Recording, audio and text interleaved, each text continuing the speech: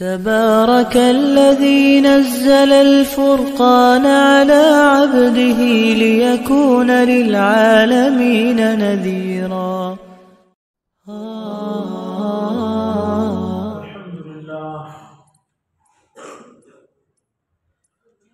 الحمد لله نحمده ونستعينه ونستغفره ونؤمن به ونتوكل عليه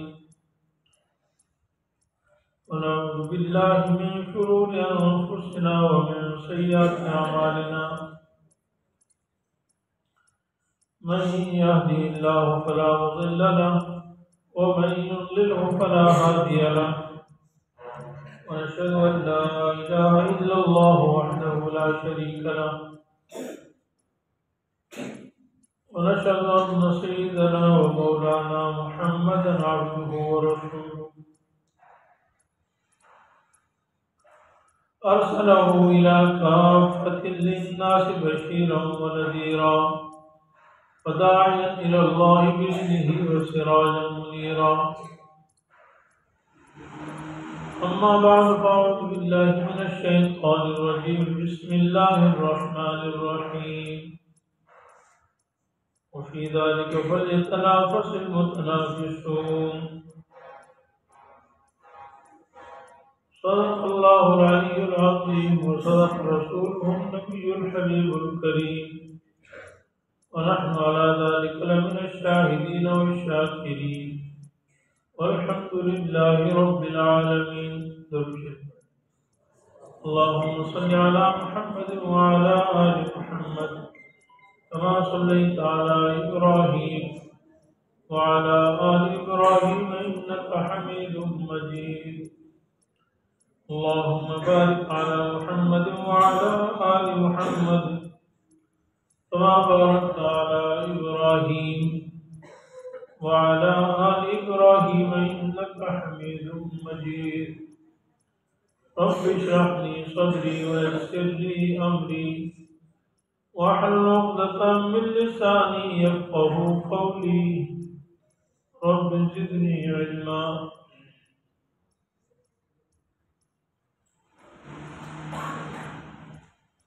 معزز اساتذہ کرام اور انتہائی پیارے ننھے منھے طالب علم، ساتھیوں، بھائیوں،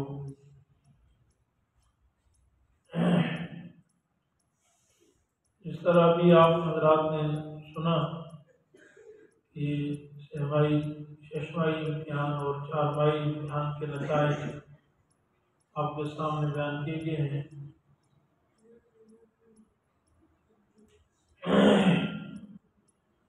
اس سے متعلق چند باتیں عرض کرنی ہیں۔ اللہ تعالیٰ ہم سب کو اس پر عمل کی توفیق عطا فرمائے۔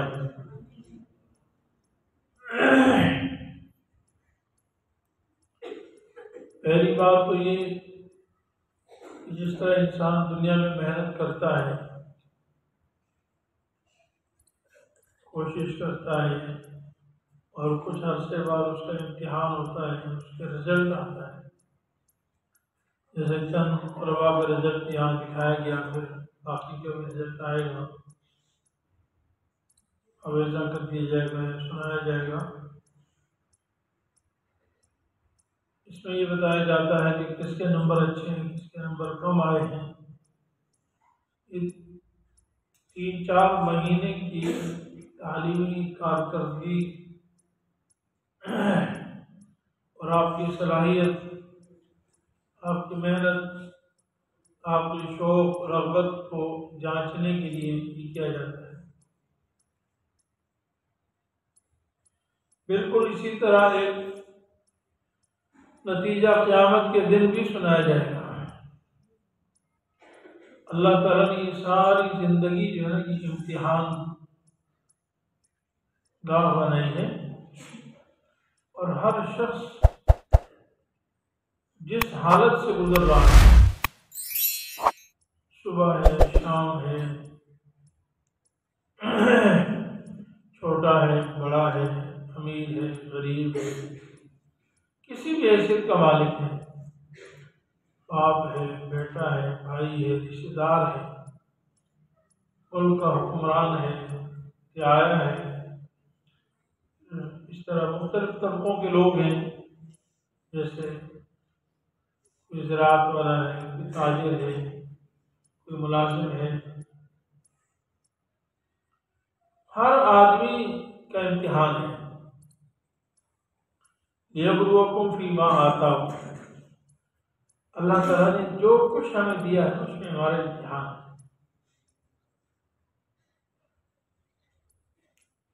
اس کے ذریعے سے ہم اللہ تعالیٰ کو راضی کرتے ہیں یا اللہ تعالیٰ کو ناراض کرتے ہیں، یہ امتحان ہے، اور اس کا نتیجہ آخرت میں سنا جائے گا۔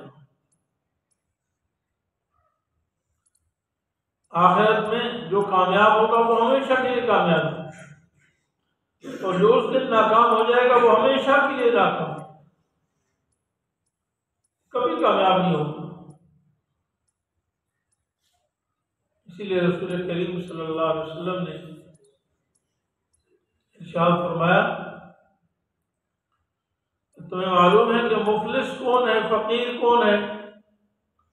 صحابہ نے فرمایا کہ ہم تو مفلس اور فقیر اس شخص کو سمجھتے ہیں جس کے بعد پیسے نہ ہو،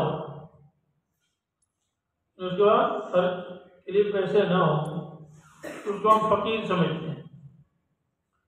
صحابہ اکرام رسول اللہ صلی اللہ علیہ وسلم نے ارشاد فرمایا کہ نہیں، وہ شخص فقیر نہیں ہے جس کے بعد پیسے نہ ہو۔ فقیر وہ شخص ہے جو پہاڑوں کے برابر اعمال لے کر جائے، بہت زیادہ اعمال لے کر جائے، لیکن کل جب میدان حشر میں اللہ تعالیٰ کے سامنے حاضر ہو تو اس نے بہت سارے گناہ کیے ہوں گے، بہت سارے لوگوں کے حقوق توڑے ہوں گے، کسی کو گالی دی، کسی کی غیبت کی، کسی کو برا بھلا کہا، اور اللہ تعالیٰ اس کی نیکیاں ان حق والوں کو دے دیں گے، یہاں تک کہ نیکیاں ختم ہو جائیں گی، حق والے ختم نہیں ہوں گے۔ تو پھر اللہ رب العالمین ایسا فرمائیں گے کہ بھائی ان کے گناہوں کے اس کے اوپر ڈالو، ان حق والوں کے، کیونکہ وہاں تو بدلے کے لیے پیسے تو نہیں ہوں گے، تیرا پر دینار نہیں ہے، وہاں محنت بھی نہیں کر سکتا، کما بھی نہیں سکتا، کوئی دینے کے لیے بھی تیار نہیں ہے۔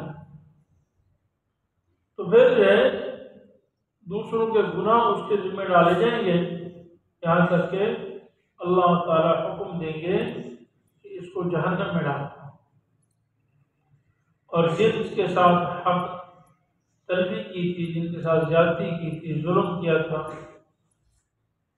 ان کو جنت میں بھیج دیں گے اللہ تعالیٰ۔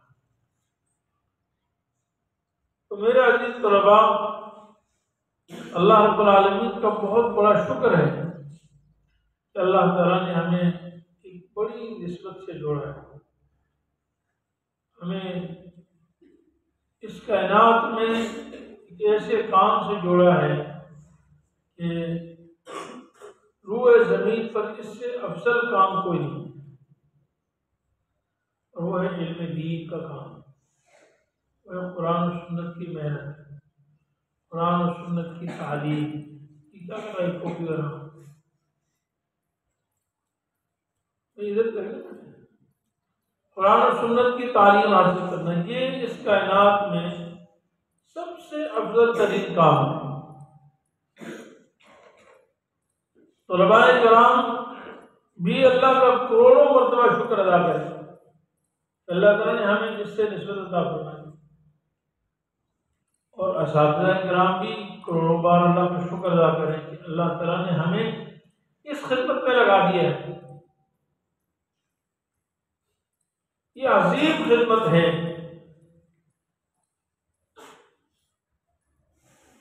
رات کسی نے ایک چھوٹی سی تحریر بھیجی، بڑی عجیب تحریر تھی، حضرت مولانا مفتی شفیع صاحب رحمۃ اللہ علیہ کے بارے میں، مفتی رفیع عثمانی صاحب رحمۃ اللہ علیہ کے بارے میں، کہ وہ اپنے لیے سب سے بڑی سعادت طلباء کے ساتھ اٹھنا بیٹھنا چلنا پھرنا اور ان کی خدمت سمجھتے ہیں۔ اور مفتی شفیع صاحب رحمۃ اللہ علیہ کے بارے میں لکھا ہے کہ وہ یہ دعا کثرت سے مانگتے تھے، اللہم احیینی مسکینا وامیتنی مسکینا واحشرنی فی زمرۃ المساکین، اے اللہ مجھے مسکین حالت میں زندگی عطا فرما اور میری موت مسکین ہونے کی حالت میں عطا فرما، اور مجھے مساکین کی جماعت کے ساتھ میرا حشر فرما۔ اور حضرت فرماتے تھے کہ مسکین سے مراد طلباء کرام ہیں، یعنی میں یہ چاہتا ہوں کہ دنیا میں پوری زندگی ان طلباء کے ساتھ رہو، موت آئے تو طلباء کے ساتھ آئے، اور قیامت کے دن حشر میرا ہو تو طلباء کرام کے ساتھ۔ آپ اندازہ لگائیں کہ ان طلباء کی کتنی شان ہے، اتنے بڑے اکابر مفتی اعظم پاکستان، اور وہ ان طلباء کرام سے اتنی زیادہ محبت فرماتے ہیں۔ مفتی رفیع صاحب کے بارے میں رحمہ اللہ کے بارے میں لکھا ہے، حضرت فرماتے تھے کہ ہمیں اپنے والد صاحب نے یہ تربیت فرمائی ہے اور یہ وصیت و نصیحت فرمائی ہے کہ میں ہمیشہ یہ دعا کرتا ہوں کہ اللہ تعالیٰ میرے دل میں طلباء کی محبت پیدا فرما دے اور اس محبت میں مرتے دم تک اضافہ کرتا ہے، اضافہ فرماتے رہے۔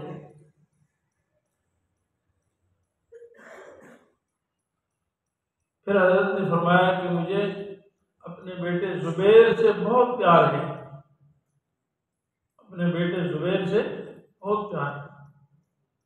فرمایا کہ میں اللہ تعالیٰ سے دعا کرتا ہوں اور کوشش کرتا ہوں کہ آپ سے بھی ایسے ہی پیار کروں جیسے اپنے بیٹے سے پیار کرتا ہوں، کیونکہ آپ میں سے ہر شخص بھی تو کسی کا زبیر ہے نا، جیسے مجھے اپنے بیٹے سے پیار ہے، آپ میں سے ہر شخص کے ساتھ، ہر بچے کے ساتھ اس کے ماں باپ کو پیار ہے، اور اس کے ماں باپ نے ہمارے حوالے کیا یہاں بھیجا ہے۔ ہر بچہ اتنی ہی محبت کا پیار کا مستحق ہے، حقدار ہے، جس طرح کسی بھی استاد کا اپنا بچہ حقدار ہے۔ بہرحال یہ اللہ رب العالمین کی بہت بڑی نعمت ہے کہ اللہ تعالیٰ نے ہمیں عطا فرمائی۔ لیکن دنیا میں اور بھی تعلیمیں بہت ساری ہیں، دنیاوی تعلیم ہے، دنیا والے حاصل کرتے ہیں، اور ایسے بہت سارے استاد اور ٹیچر ہیں جو دنیا میں دوسروں کو تعلیم دیتے ہیں، کوئی ڈاکٹر ہے، کوئی پروفیسر ہے، کوئی سائنسدان ہے، اسکالر ہے، لیکچرار ہے، ماسٹر ہیں، بھی تعلیم دیتے۔ میرے عزیز بھائیوں اور میرے معزز انتہائی قابل احترام اساتذہ کرام، ان کے اور ہم بہت بڑا فرق ہے، آسمان اور زمین کا فرق ہے، بلکہ کوئی نسبت ہی نہیں ہے نا، ان کو ان کے ساتھ جوڑنا اس کا کوئی نسبت ہی نہیں بنتی ہے، مناسبت ہی نہیں ہے۔ آپ اس کو یوں سمجھ لیں، ایک مثال کی بات کر رہا ہوں، ایک آدمی بالکل بے دین شرابی کبابی چرسی آدمی ہو اور ایک آدمی وقت کا شیخ الحدیث ہو، تو ان میں کیا مناسبت ہو؟ ایک مثال سے بات سمجھا رہا ہوں، صرف مثال کے طور پر بات کر رہا ہوں۔ آپ میں اور دنیا میں تعلیم حاصل کرنے والوں میں ایسے فرق ہے، ان کی ساری محنت، ان کی ساری تگ و دو، ان کی ساری سوچ، ان کی ساری صلاحیت، ان کی ساری فکر صرف قبر تک ہے، اور مجھے اور آپ کو اللہ تعالیٰ نے جس محنت کے ساتھ جوڑا ہے، اس کا تعلق صرف قبر تک نہیں ہے، بلکہ قبر کے بعد ایک نہ ختم ہونے والی طویل زندگی کے ساتھ ہے۔ ہر قدم پر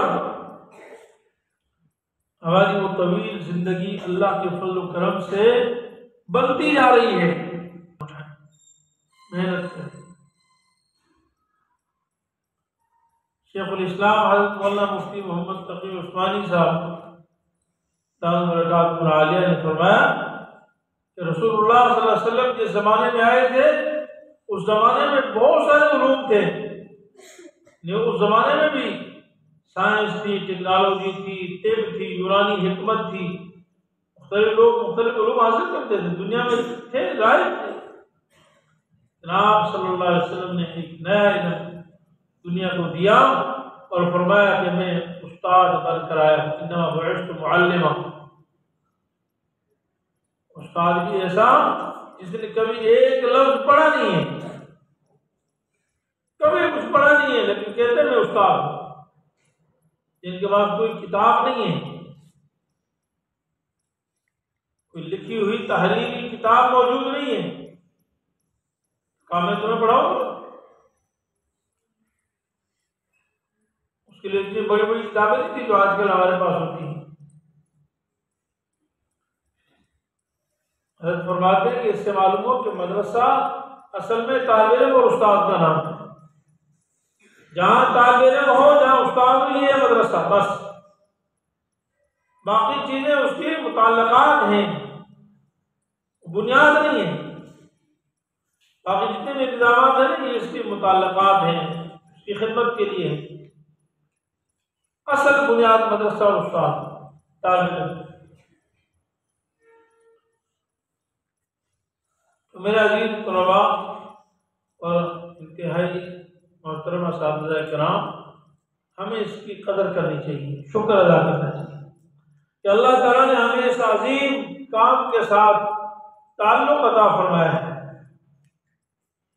حضرت مفتی شفیع صاحب رحمۃ اللہ علیہ کے بارے میں یہ بھی میں نے پڑھا کہ حضرت نے یہ وصیت فرمائی تھی کہ مجھے غسل بھی طلباء دیں اور کفن بھی طلباء دیں، اور میری قبر جو تیار کریں گے وہ بھی طلباء، اور میری تدفین بھی طلباء ہی کریں گے۔ سبحان اللہ، رشتہاروں کے لیے فرمایا اپنے عظیم الشان قابل فخر پوری دنیا کے، یعنی پوری دنیا میں مایہ ناز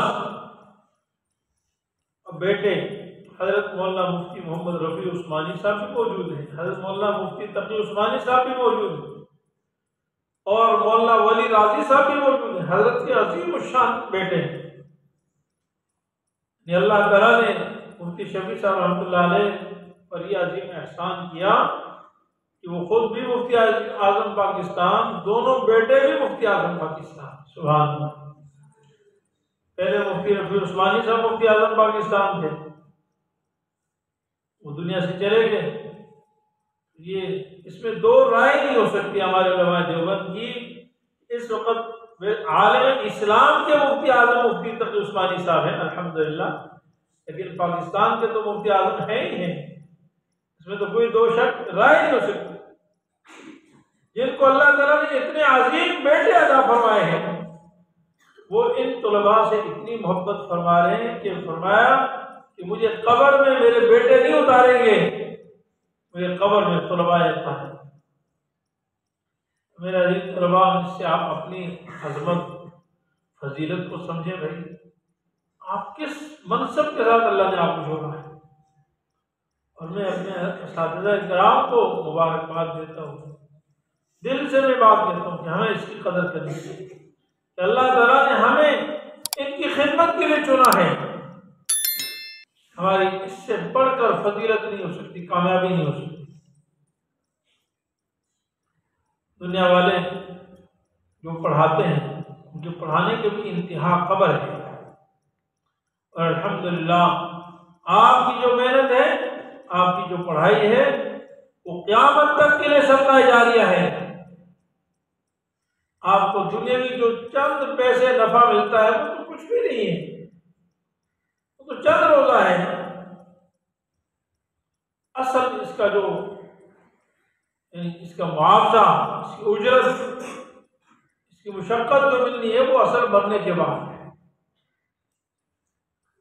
میں اپنے دل کی ایک بات کہتا ہوں، کبھی کبھی میں گھر میں تذکرہ کرتا ہوں کہ اللہ تعالیٰ نے پوری زندگی ہمیں بالکل فری میں کھلا دی، مفت میں، کوئی کام نہیں کرتے، اور جتنا کام کرتے ہیں اس میں تھکتے نہیں ہیں الحمدللہ۔ یعنی صبح سے لے کر شام تک مصروفیت بھی ہے،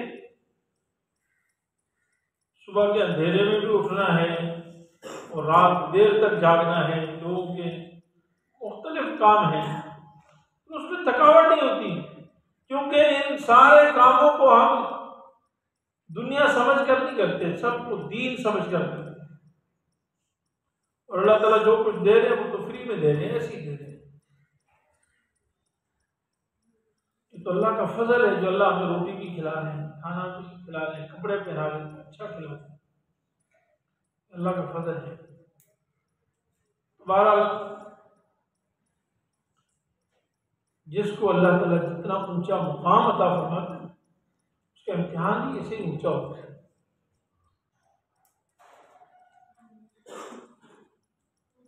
تو مجھے اور آپ کو اللہ نے جتنا اونچا مقام عطا فرمایا ہے، اتنا ہی ہمارا اخلاص دیکھا جائے گا، ہمارے اعمال دیکھے جائیں گے کہ میں اور آپ مدرسے میں رہتے ہیں، دن رات قرآن و سنت پڑھتے ہیں، کتنا اخلاص ہے ہمارے، اعمال کی پابندی کس قدر ہے، اتباع سنت ہمارے اندر کتنی ہے،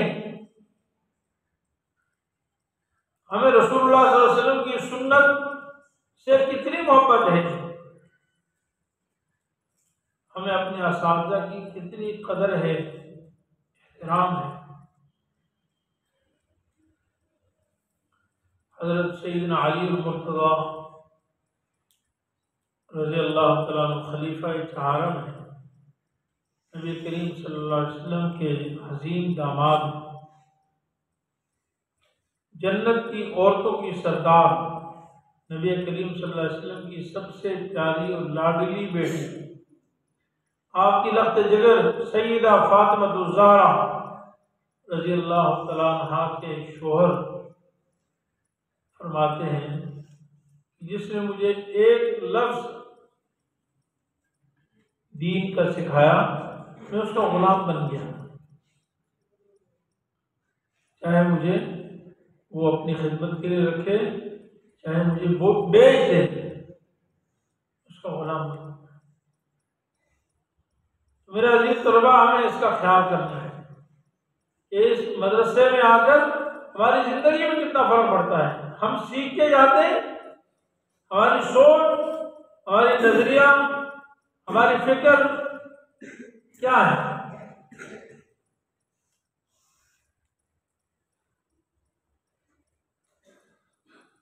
مولانا رومی رحمۃ اللہ علیہ فرماتے ہیں کہ دیکھو، لوگ دنیا دار اس کو سمجھتے ہیں جس کے پاس پیسے زیادہ ہوں، دنیا دار اس کو نہیں کہتے جس کے پاس پیسے ہوں، دنیا دار اس کو کہتے ہیں جس کے دل میں دنیا کی محبت ہو، دنیا کی محبت۔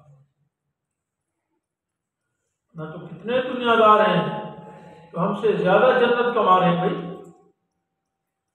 دیکھو وہ بھی تو دنیا دار ہے نا، جنہوں نے یہ عظیم الشان مسجد ہمارے لیے بنا دی، یہ تو دنیا دار، وہ اس دنیا سے جنت کما رہے ہیں۔ ہم، میں اور آپ جتنے اعمال کریں سب کا ثواب ان کو مل رہا ہے،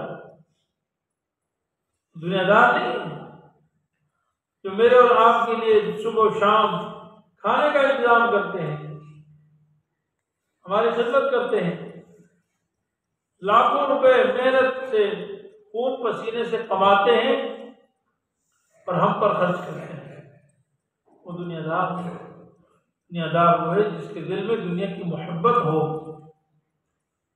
اور اس کے لیے کسی کی پرواہ نہ کرے، نہ حلال کی نہ حرام کی، نہ جائز کی نہ ناجائز کی۔ اس لیے مجھے اور آپ کو یہ سوچنا ہے کہ میں اور آپ یہاں پر جو پڑھتے ہیں، ہم ایسا نہ ہو کہ دن رات پڑھتے تو قرآن ہے لیکن ہم ہی دنیا دار ہو، یہ نہ سوچیں کہ میرے پاس تو پیٹی میں پیسے نہیں ہے، میں تو 100 روپے لے کے آؤں، 50 روپے لے کے آؤں، میں کیسے 3,000 دیا؟ 3,000 تو وہ بنگلے والا نہیں۔ تو مال دولت کی محبت میرے دل میں ہوگی تو میں دنیا دار۔ اس لیے میرے عزیز طلباء اس کی قدر کریں۔ اللہ تعالیٰ نے آپ کو زندگی عطا فرمائی ہے اور یہ وقت عطا فرمایا ہے، یہ سب کچھ اللہ کے فضل سے ہوتا ہے۔ اللہ تعالیٰ اگر فضل نہ فرمائے نا تو آدمی ایک لفظ بھی نہیں بول سکتا، ایک لفظ، ایک قدم بھی نہیں چل سکتا ہے۔ ایک قدم چلنے کی اس کے اندر صلاحیت نہیں۔ اللہ تعالیٰ اپنے فضل سے سب کام کرواتے ہیں۔ ہمارے ایک دوست ہیں، بہت بڑے عالم ہیں، بہترین قاری ماشاءاللہ، بہترین شیخ الحدیث بھی تھے، بخاری اور ترمذی دونوں پڑھاتے تھے۔ یہ مولانا عبدالرحمان صاحب نے بھی دیکھا ہوا، شاید مولانا نیب الرحمان صاحب نے بھی دیکھا ہوا، ڈیفینس میں بہت بڑی مسجد کے امام و خطیب ہیں۔ اللہ تعالیٰ نے ایسی بیماری میں مبتلا کر دیا، جوانی میں ایسی بیماری میں مبتلا ہوئے کہ وہ جمعے کا ایک عام خطبہ لیجیے نماز کے فضائل کے بارے میں یا کسی عام موضوع پر بھی 15 منٹ بات نہیں کر سکتے ہیں، 10 منٹ گفتگو نہیں کر سکتے۔ ایسی مرض میں مبتلا کر دیا کہ وہ کہتے ہیں کہ میں جیسے میں بات کر رہا ہوں تو آدمی دماغ سے سوچ کے بات کر رہا ہے کہ میں کرنا کیا ہے۔ تو یہ دماغ سے سوچنا ان کی بیماری ہے، جیسے ہی دماغ سے سوچیں گے ان کی مرض بڑھ جائے گا، سوچ نہیں سکتے۔ صرف اتنا ان کو ہو گیا ہے کہ وہ نماز پڑھا لیتے ہیں بس، وہ بھی کہتے ہیں قرآن چونکہ یاد ہے سوچنا نہیں پڑتا، مشکل سے وہ صرف نماز 4 رکعت پڑھا سکتے ہیں اور کتاب میں دیکھ کر یعنی خطبہ عربی کا جو خطبہ ہوتا ہے وہ دیتے ہیں بس۔ میرا عزیز طلباء اساتذہ کرام، یہ جو ہم جو کچھ کر رہے ہیں سب اللہ تعالیٰ کے فضل و کرم سے۔ کتنے لوگ ہیں روڈ پہ نکلتے ہیں شام کو معذور واپس آتے ہیں، مہینوں مہینوں روڈ بستر پہ پڑے ہوئے کچھ بھی نہیں کر سکتے، پھر آدمی کو پتہ چلتا کہ میں کر رہا تھا اللہ تعالیٰ کروا رہے تھے، پتہ چلتا کہ سب کچھ اللہ تعالیٰ کرواتے ہیں۔ میرا چلنا، میرا پھرنا، میرا بولنا، میرا دیکھنا، میرا سننا، یہ سب اللہ تعالیٰ کے فضل و کرم سے ہو رہا ہے۔ اللہ تعالیٰ جب تک چاہیں گے تو ان صلاحیتوں کو انسان آخرت کے لیے استعمال کرے اور اپنے رب کو راضی کرنے کے لیے استعمال کر لے، اور اللہ تعالیٰ نے ہمیں موقع عطا فرمایا ہے، ہم یہاں مدرسوں میں ہیں، اس سے بڑھ کر اچھا موقع کبھی نہیں ملے گا۔ اللہ تعالیٰ نے نبی کریم صلی اللہ علیہ وسلم کی وراثت آپ کو عطا فرمائی، خلافت آپ کو عطا فرمائی، آپ مہمان رسول ہیں، آپ وہ خوش قسمت لوگ ہیں، یہ جگہ وہ خوش قسمت ہے جس میں پورا دن اللہ کا قرآن پڑھا جاتا ہے، نبی کا فرمان پڑھا جاتا ہے، دین کے مسائل پڑھے جاتے ہیں، حدیث سکھائی جاتی ہے، علم سکھایا جاتا ہے، تجوید سکھائی جاتی ہے۔ ایک تو ہمیں اس کی قدر کرنی چاہیے۔ دوسری گزارش یہ ہے کہ یہ جو امتحان ہوتا ہے اس کے 2 مقصد ہوتے ہیں، ایک تو طلباء کرام میں مقابلہ کروانا تاکہ رغبت اور زیادہ ہو، کیونکہ طلباء کا مزاج یہ ہے جب بلکہ عام انسانی مزاج ہے، فطرت ہے کہ جب آدمی مقابلہ کرتا ہے دوسرے سے تو زیادہ ہمت کرتا ہے، آگے بڑھتا ہے۔ اور شیخ الاسلام مولانا مفتی تقی عثمانی صاحب دامت برکاتہ نے فرمایا کہ دیکھو ایک دنیا کا مقابلہ ہے، دنیا میں مقابلہ کرنا بعض صورتوں میں جائز بھی ہے، جیسے کہ ہم کھیل تماشا مقابلہ کر رہے ہیں، کون جیتا کون ہارا، چاہے یہ شرط وغیرہ نہ ہو، کوئی ناجائز کام۔ اور دنیا کے بعض مقابلے ناجائز اور حرام ہیں، اللہ تعالیٰ اس کے رسول کی لعنت ہے۔ اسے پیسے کمانے میں ایسے حرص میں لگ جائے کہ یہ میں دوسرے سے آگے بڑھ جاؤں، میرا مکان اس کے مکان سے آگے ہو، بڑا ہو، میری گاڑی اس کی گاڑی سے اچھی ہو، میرے کپڑے اس کے کپڑوں سے اچھے ہوں، میرا بینک بیلنس اس سے زیادہ ہو، یہ مقابلہ ہے۔ اس کے بارے میں قرآن کریم میں الہاکم التکاثر حتی زرتم المقابر، اللہ تعالیٰ نے تمہیں غفلت میں ڈال دیا، ایک دوسرے سے آگے بڑھ رہے ہیں، ایک دوسرے سے آگے بڑھ رہے ہیں۔ یہ مقابلہ تو پسندیدہ نہیں ہے، ان میں سے بعض صورتیں حرام ہیں، بعض صورتیں ناجائز ہیں، بعض صورتیں مکروہ ہیں، لیکن دوسرا مقابلہ جو شریعت میں پسندیدہ اور مستحسن ہے وہ دین کے کاموں میں مقابلہ، اس کے لیے اللہ رب العالمین نے خود ہمیں کہا ہے کہ ایک دوسرے سے آگے بڑھو، فاستبقوا الخیرات، نیکی کے کاموں میں دوسرے سے آگے بڑھو، سبقت حاصل کرو۔ وفی ذلک فلیتنافس المتنافسون، اس میں چاہیے کہ مقابلے کرنے والے دوسرے سے آگے بڑھیں۔ نبی کریم صلی اللہ علیہ وسلم جہاد کے لیے صحابہ کرام کے مقابلے کروایا کرتے، تیر اندازی میں مقابلہ ہوتا تھا، گھوڑ سواری میں مقابلہ ہوتا تھا، گھوڑوں کو چلانے میں بخاری شریف میں حدیثیں ہیں کہ ان کے مقابلے کروائے جاتے تھے، ایک جگہ سے دوسری جگہ تک، وہ فلاں جگہ تک مقابلے ہوتے تھے، صحابہ آگے بڑھتے تھے، وہ شاباش اور پیچھے رہ جاتے تھے، کیونکہ مقصد جہاد فی سبیل اللہ تھا۔ یہ مقابلے شریعت میں پسندیدہ ہیں، اللہ تعالیٰ اس سے راضی ہوتے ہیں۔ تو امتحان کا ایک مقصد تو یہ بھی ہوتا ہے کہ آپ حضرات کا ولولہ، آپ کی رغبت، آپ کا جوش، آپ کا جذبہ ابھارا جائے، اور اس سے مقابلے کروا کر، امتحان دلوا کر اس سے اچھے نمبر لینے والے طلباء کو اپنی صلاحیت کا پتہ چل جائے، اور جو کم محنت کرنے والے یا کم نمبر لینے والے وہ اور زیادہ محنت کریں۔ مقابلے کا ایک مقصد یہ ہوتا ہے۔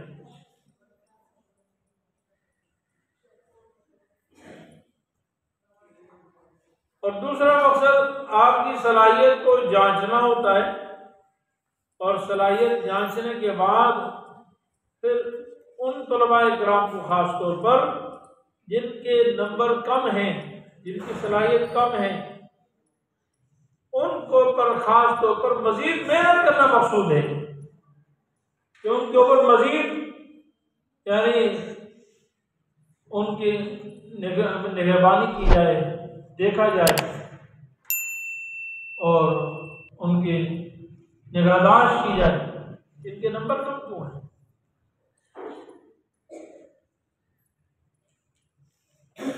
اسپتال میں جب مریض داخل ہوتے ہیں نا، مریض ان کا ٹیسٹ ہوتا رہتا ہے نا، چیک اپ ہوتا رہتا ہے، ٹیسٹ کرتے ہیں مختلف، اور ٹیسٹ کرنے میں جس کا وہ ٹیسٹ صاف آ جائے، جی کوئی ایکسرا صاف ہے، پورا رپورٹ صاف ہے، تو ٹھیک ہے بھائی، اس کو تو مزید دوائی دینے کی ضرورت نہیں ہے، جس طرح جتنی ضرورت ہوتی ہے دے دی جاتی ہے۔ لیکن جس کی رپورٹ غلط آئے، خراب آئے، جی اس کو تو بہت زیادہ فلاں بیماری ہے، اس کو فلاں بیماری بہت زیادہ ہے، تو اس کو کیا کہا جاتا ہے؟ اس کو ذلیل کیا جاتا ہے، تو اس کو بھگا دیا جاتا ہے، جلد دبا ہو جاتا تو بیمار ہے، ایسا کیا ہے؟ ہاں، وہ زیادہ قابل شفقت ہے، قابل رحم ہے، اس کو مزید نگہداشت کی جائے۔ اگر عام وارڈ میں اس کا چیک اپ، اس کے علاج نہیں ہوتا تو اس کو آئی سی یو میں لے جایا جائے، آخری درجے کی نگہداشت میں اس کو رکھا جائے۔ مقصد تو آخری دم تک علاج ہے۔ میرے عزیز طلباء اور اساتذہ کرام، اس جو امتحان اس کا مقصد بھی یہی ہے. خدا نہ خواستہ ہمارے لیے صرف وہ طالب علم نہیں ہے جو اول نمبر پاس ہوئے ہیں. ہمارے لیے بچے مدرسے کا ہر بچہ ہمارے لیے سر کا تاج ہے، اور وہ بچہ اپنے ماں باپ کے لیے سر کا تاج ہے. اس نے تو ہم پر اعتماد کرتے یہاں چھوڑا ہوا نا. تو ہم نے ہر بچے کو یوں سمجھنا ہے کہ میرا بچہ ہے، اور میرا بچہ اگر کمزور ہو تو میں کیا کروں گا؟ تو اس کو میں گھر سے نکال دوں گا. اس کے لیے نئے سے نئے طریقے کوشش کروں گا کہ کس طریقے سے مزید محنت کرے اور پڑھے. اس امتحان کا اصل بنیادی غرض نہیں ہوتی، کسی کی تذلیل نہیں ہوتی، یا کسی کو خواہ مخواہ اونچا کوئی مقام اور کوئی کریڈ دینا مقصد نہیں ہوتا، کوئی گریڈ دینا مقصد نہیں ہوتا. مقصد اس طلباء کو جانچ کر جو طلباء کمزور ہیں ان پر مزید نگرانی کرنے کی ضرورت ہے. اور اسی طریقے سے طلباء کرام ہیں جن کے نمبر اچھے آئے ہیں ان کو اللہ کا شکر ادا کرنا چاہیے. جیسے میں نے عرض کی سب کچھ اللہ کے فضل سے ہوتا ہے، ہم کچھ بھی نہیں کر سکتے. اور دیکھو اللہ نے آپ کو صلاحیت عطا فرمائی ہے، یہ اللہ کا فضل ہے. اللہ نے آپ کو صلاحیت عطا فرمائی ہے.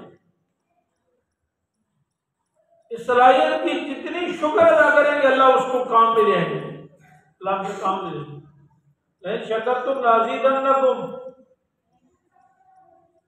ورنہ کراچی کے روڈوں پر نکمے لوگوں کی کوئی کمی نہیں ہے جن کے پاس بڑی بڑی ڈگریاں ہیں، کام اللہ کے دیتے.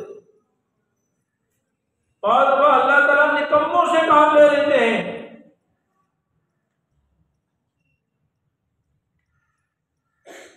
حضرت مفتی رفیع عثمانی صاحب رحمۃ اللہ علیہ کتنی دفعہ بیان کی یہی کہا کرتے تھے امتحان کے بعد بیان، اس میں فرماتے دیکھو جن کے اچھے نمبر آئے ان کا زیادہ امتحان ہے تو وہ تکبر میں مبتلا ہوتے یا اللہ کا شکر مزید کرتے ہیں. اللہ کا شکر ادا کرو تاکہ اللہ تعالیٰ اس نعمت میں اور اضافہ فرما دے، کیونکہ اللہ تعالیٰ خود اعلان فرماتے ہیں لئن شکرتم لازیدنکم، اگر تم شکر ادا کرو تمہیں اور بڑھا. ما یفعل اللہ بعذابکم ان شکرتم وآمنتم. اللہ اللہ کو کیا ضرورت ہے تمہیں سزا دینے کی، تمہیں ذلیل کرنے کی، تمہیں مصیبت میں مبتلا کرنے کی، تمہیں عذاب دینے کی. اللہ کو کیا ضرورت ہے؟ بشرطے کہ تم دو کام کرو، شکر کرو، ایمان لے آؤ. علماء فرماتے ہیں کہ وہ ایمان تو پہلے ہے شکر بعد میں ہے. ایمان کیسے بھائی؟ پہلے ایمان ہے پھر شکر ہے. اللہ تعالیٰ نے شکر کی فضیلت اور عظمت ظاہر کرنے کے لیے یہاں پر پہلے شکر کا ذکر فرمایا پھر ایمان کا ذکر فرمایا. ما یفعل اللہ بعذابکم ان شکرتم وآمنتم وکان اللہ شاکرا علیما. اللہ تعالیٰ تو بہت قدردان ہے. اللہ تعالیٰ اپنی نعمت کسی نہیں چھینتے جب تک وہ خود ناقدرہ نہ ہو جائے، نہ شکرہ نہ ہو جائے. ان اللہ لا یغیر ما بقوم حتی یغیروا ما بانفسہم. اس آیت کا اصل معنی یہ ہے کہ اللہ تعالیٰ اپنی نعمت کسی قوم سے اس وقت تک نہیں چھینتے ہیں جب تک وہ خود ناشکرے نہ ہو جائیں. جب قوم خود ناشکری، اللہ کی نافرمان، گناہ گار، باغی بن جائے تب اللہ اپنی نعمت چھینتے ہیں. یعنی یہاں پر اللہ تعالیٰ یہ بیان کرنا چاہتے ہیں کہ اللہ تعالیٰ نعمتوں کو کب چھینتے ہیں. یہ نہیں کہ جب انسان مصیبت میں ہے تو اللہ راحت نعمت کب عطا فرماتے ہیں؟ نعمت تو اللہ اپنے فضل سے عطا فرماتے ہیں. ایک دعا ہے اللہم اصبح بی من نعمت من کا وبی کا، یعنی اللہ جو بھی مجھے نعمت حاصل ہے وہ آپ کی طرف سے ہے، خالص تیرے فضل سے، میرا کوئی کمال نہیں ہے، میرا کوئی۔ اور قرآن کریم میں 14 پارے میں وما بکم من نعمت فمن اللہ، جو بھی نعمت ہے وہ خالص اللہ کا فضل ہے، میرا کمال نہیں ہے، میری کوئی صلاحیت نہیں ہے، میرے کوئی کمال نہیں ہے، میری کوئی اچھائی نہیں ہے۔ دیکھو جب ہم پیدا ہوئے تو اللہ نے ہمیں 2 آنکھیں دی، میں نے کون سا اس وقت نیکی کی تھی کہ مجھے آنکھیں مل جاتی بھائی؟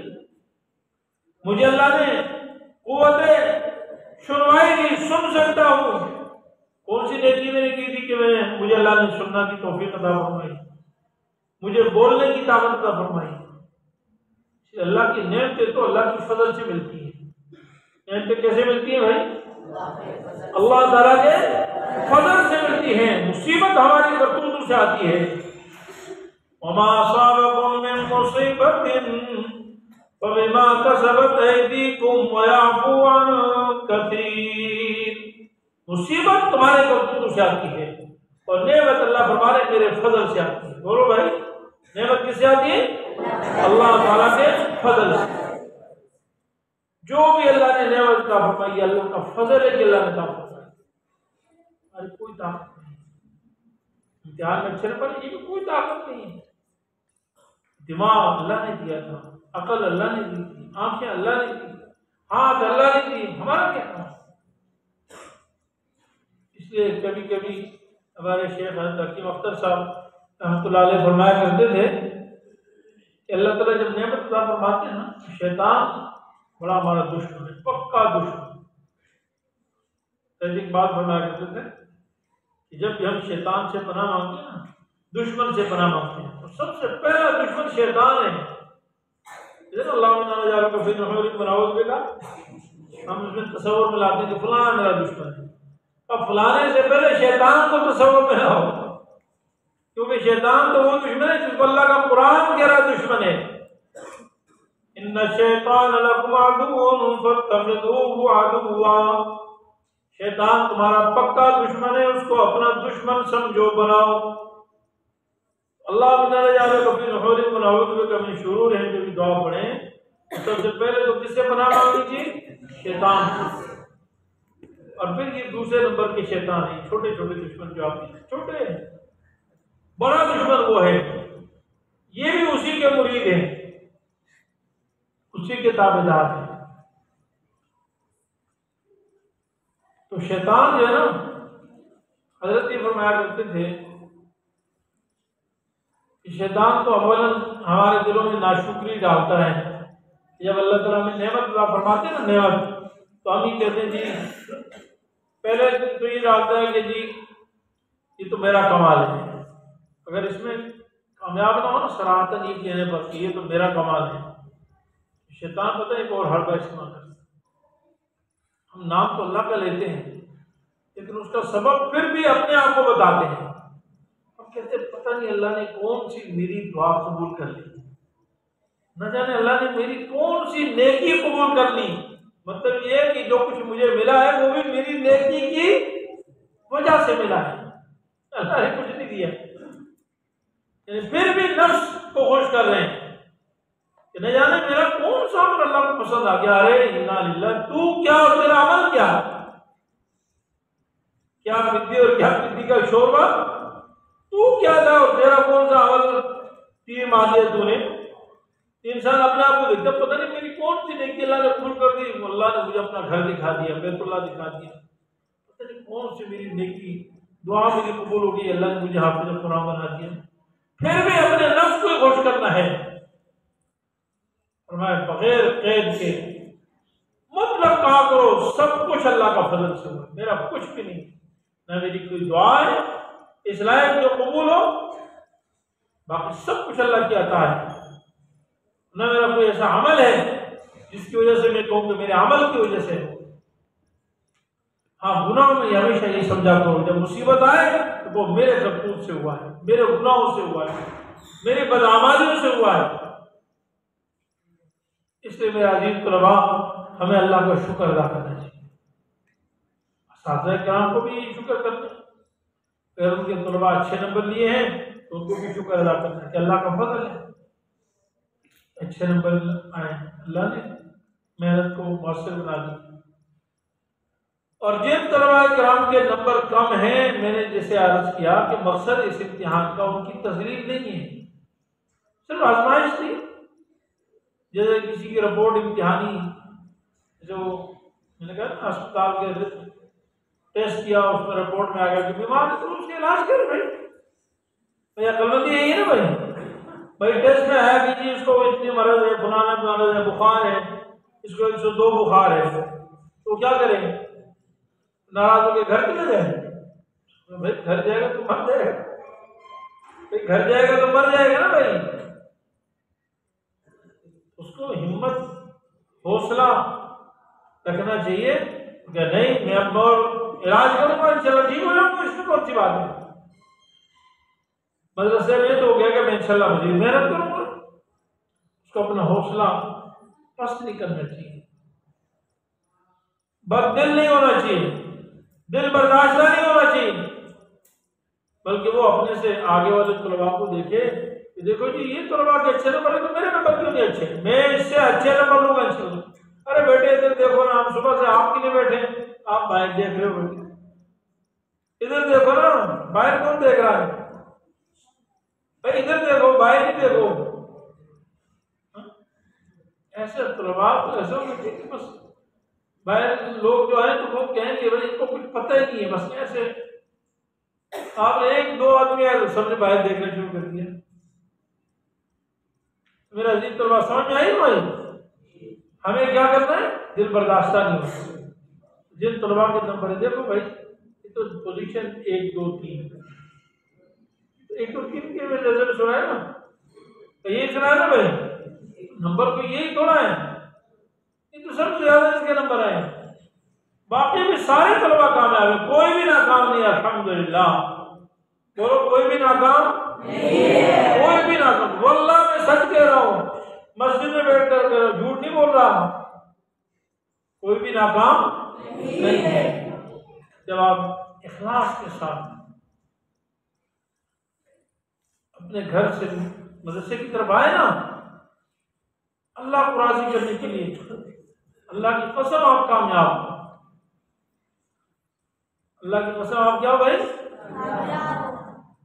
مفتی شفیع صاحب رحمۃ اللہ کا میں نے جو ابھی آپ کو سنا کہ مفتی شفیع صاحب رحمۃ اللہ علیہ نے کیا فرمایا تھا کہ مجھے غسل بھی طلباء دیں، کفن بھی طلباء دیں، تدفین بھی قبر میں اتاریں۔ انہوں نے فرمایا تھا جس کی اول پوزیشن ہو وہ اتارے گا، بتاؤ بھائی یہ کہا تھا بھائی جن طلباء کی اول پوزیشن ہے وہی مجھے قبر میں اتاریں گے، وہی مجھے غسل دیں گے، وہی مجھے کفن دیں گے، کہا تھا انہیں طالب علم کہا تھا، کیونکہ ان کی نظر میں مدرسے کا وہ طالب علم جو 100 نمبر لیتا وہ بھی سر کا تاج ہے، اور جو 10 نمبر لے وہ بھی سر کا تاج ہے۔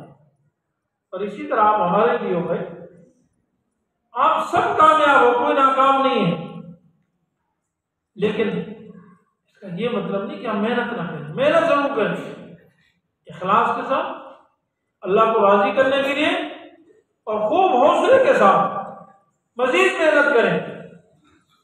ہم میں سے ہم ہر طالب علم کو چاہتے ہیں کہ جیسے ابھی عزیر پورے مسجد میں اول ہے نا، ہماری دعا راتوں کو دن کو صبح و شام ہماری دعا ہے کہ ہمارے مدرسے کا ہر طالب علم عزیر بن جائے، کیا بنے؟ مفتی رفیع عثمانی جیسا بنے، مفتی تقی عثمانی جیسا بنے، مفتی شفیع سے جیسا بنے، مفتی محمود جیسا بنے، ہر طالب علم امت کا قائد ہو، پوری امت اس کے پیچھے چلنے والی ہو، اس کی صفت ہو یا ودینی قد جانی من العلم ما لم یاتک فاتبعنی اہدک صراطا سویا۔ یہ عالم کی صفت ہے کہ وہ امت کا رہبر اور رہنما بنتا ہے، ساری قوم کو پکارتا ہے کہ آئیے میرے پاس، آئیے میرے پاس دین کا علم ہے، میرے پاس کیا ہے؟ آپ معمولی لوگ نہیں، آپ ساری انسانیت کو پکار سکتے ہیں، آؤ میں دین کا علم لے کر آیا ہوں، میں وہی الہی کا علم لے کر آیا ہوں، آؤ میرے پیچھے، میں تمہیں بتاتا ہوں، میرے پاس وہ علم ہے جو تمہارے پاس نہیں ہے. تمہارے پاس ٹیکنالوجی ہے, تمہارے پاس سائنس ہے, تمہارے پاس طب ہے, میڈیکل ہے, ریاضی ہے, سب کچھ تم جانتے ہو, لیکن میں ایک ایسا علم جانتا ہوں معلوم یا تمہارے پاس نہیں ہے. قل واللہ بھی نہیں آتی. آتی ہے قل واللہ؟ ہاں بولو بھائی, قل واللہ آتی ہے؟ ان لوگوں کو قل واللہ نہیں آتی. ان لوگوں کو بولو نا, ان کو قل واللہ. ارے قل واللہ تو بڑی بات ہے, لا الہ الا اللہ نہیں آتا. اللہ اکبر. کیا نہیں آتا بولو؟ اسلام آباد میں جلسہ ہو رہا تھا نا, کہ اسلام آباد میں کل, میں تو حیران ہوں کہ پورے جلسے میں ایک بھی ایسا کوئی قاری نہیں ملا ان کو کہ جو زبان سے قرآن پڑھ سکتا. انہوں نے آڈیو تلاوت لگائی, جو ریڈیو کی تلاوت ہوئی نا, ریڈیو کی وہ لگائی. میں ایک بار ریڈیو کی تلاوت ہی لگانی تھی تو عمران خان کی جو تقریر تھی وہ بھی ریڈیو والی لگا دیتے بھائی. اس کے لیے لاکھوں روپے وہ ہیلی کاپٹر اور جہاز میں لاہور سے اسلام آباد اور اسلام آباد میں وہاں اسٹیٹ تک پہنچانا, اور اتنی بڑی فوج کی کیا ضرورت تھی؟ تو ریڈیو کی اس کی بھی کوئی تقریر لگا دیتے نا پرانی, وہ ریڈیو چلا دیتے ہیں میک پہ, لوگ سن کے چلے جاتے ہیں. لیکن نہیں, ان کو ان کی تقریر کی وقت تھی, اور وقت نہیں تھی تو قرآن کی نہیں تھی.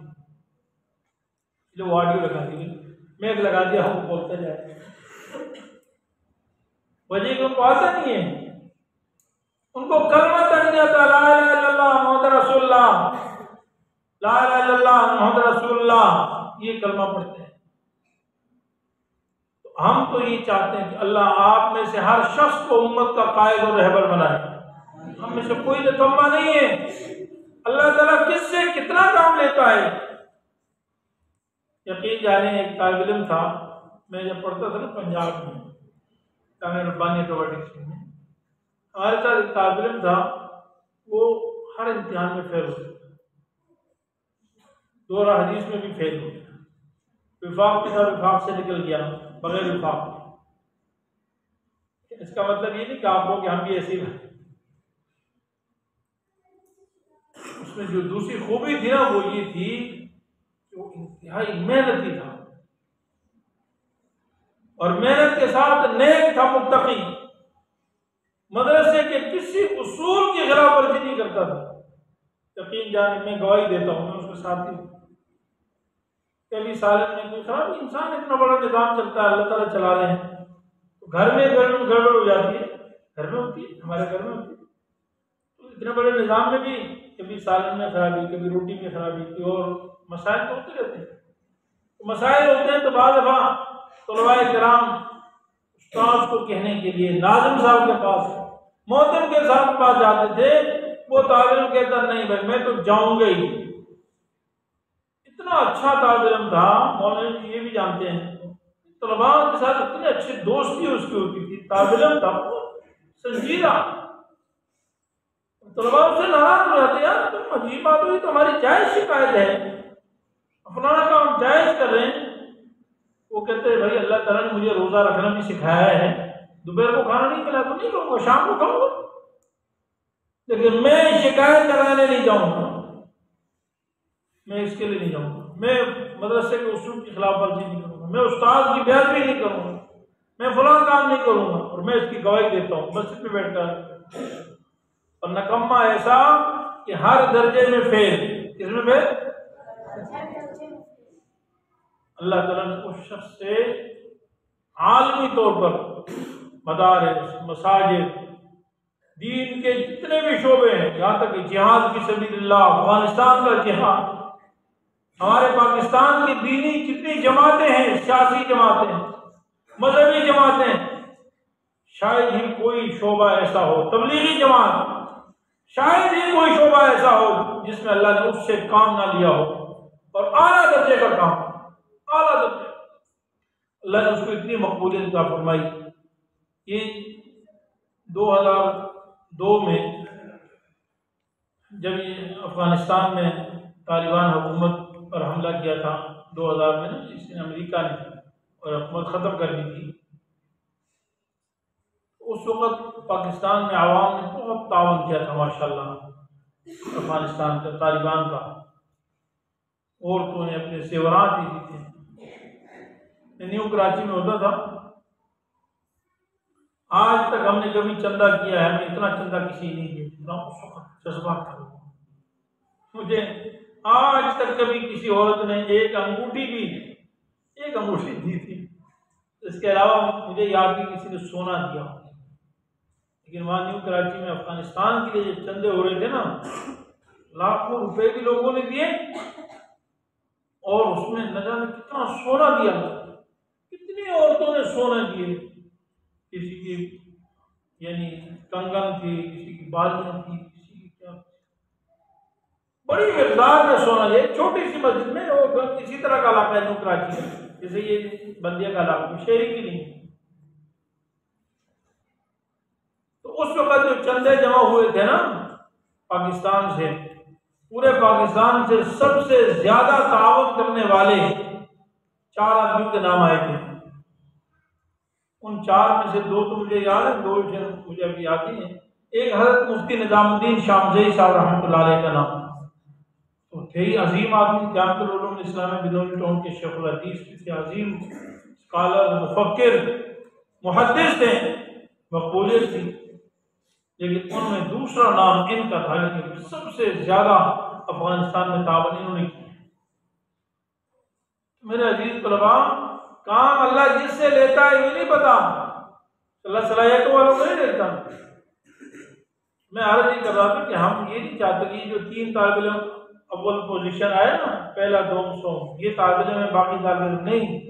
ہم میں سے طلباء میں سے جو ادنا طالب علم ہے، ہم اس کو بھی اعلیٰ دیکھنا چاہتے ہیں. ہماری خواہش کی، آپ کے اساتذہ کی یہ خواہش ہے. آپ سب سر کے تاج ہیں، اس لیے آپ حوصلے کے ساتھ، شوق اور رغبت کے ساتھ مزید اللہ تعالیٰ نے ہمارے پاس یہ 3 مہینے ہیں، عملی اعتبار سے بھی، روحانی اعتبار سے بھی، اور ظاہراً جو جس مقصد کے لیے آپ آئے ہیں عملاً اس کے لیے محنت کریں. کیا خوشی کی بات ہوگی کہ آئندہ آنے والے امتحانات میں بالکل اس کے الٹ نتیجہ ہے، یعنی جن کے نمبر کم ہیں وہ بھی اعلیٰ نمبروں میں ہیں. اور جس طرح چند طلباء تھے نا، فیصد وہ پرسنٹیج میں اشاریہ میں فرق تھا، سب کے نمبر ایک ہی ہوں، 100، 98%، 99%، اور اشاریہ میں فرق ہو، بس اشاریہ. انشاءاللہ کوشش کریں گے نا انشاءاللہ. اللہ تعالیٰ سے دعا ہے. اور باقی کے یہ حفظ کے طلباء ہیں، خاص طور پر میں حفظ کے طلباء سے گزارش کرتا ہوں کہ اپنی تجوید اور پڑھنے کا انداز کی اور زیادہ محنت کریں. تو اس سال پورے پاکستان میں وفاق المدارس عربیہ پاکستان کے تحت مقابلے ہوئے حفظ قرآن اور تجوید کے ساتھ پڑھنا اور حفظ قرآن. ہمارے مدرسے کا نام نہیں. کتنا افسوس کی بات ہے، ہمارے مدرسے سے کسی طالب علم نے داخلہ نہیں لیا حفظ قرآن کے مقابلے میں. کمزوری کی بات ہے نا بھائی.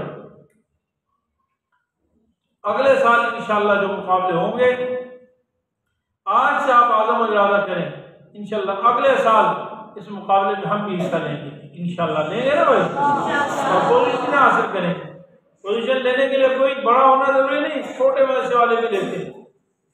اس بلدیہ کی سطح پر بھی کئی چھوٹے مدرسوں نے پوزیشنیں لی، اور اس شہر میں بنوری ٹاؤن وغیرہ کے علاقے میں شرقی جو علاقہ ڈویژن کہلاتا ہے، اس میں جہاں بنوری ٹاؤن کا مدرسہ بھی ہے نا، اس میں تو میرا آج کسی سے بات کر رہا تھا کہ 10ویں پوزیشن بنوری ٹاؤن کی آئی ہے حفظ میں. کس کی 10ویں پوزیشن.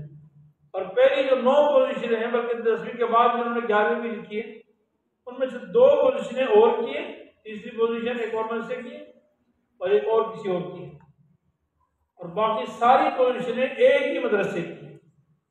تو چھوٹا مدرسہ ہو تو ناظم آباد میں اسکاؤٹ کالونی میں مدرسہ ہے، اس کی سب پوزیشن ہے. پڑھنے سے محنت سے ہوتا ہے بھائی. انشاءاللہ آپ محنت کریں گے نا، اللہ تعالیٰ کے فضل و کرم سے آپ کا پڑھنا، بیٹھنا، سننا یہ سب قبول فرمائے. اللہ تعالیٰ عمل کی توفیق عطا فرمائے.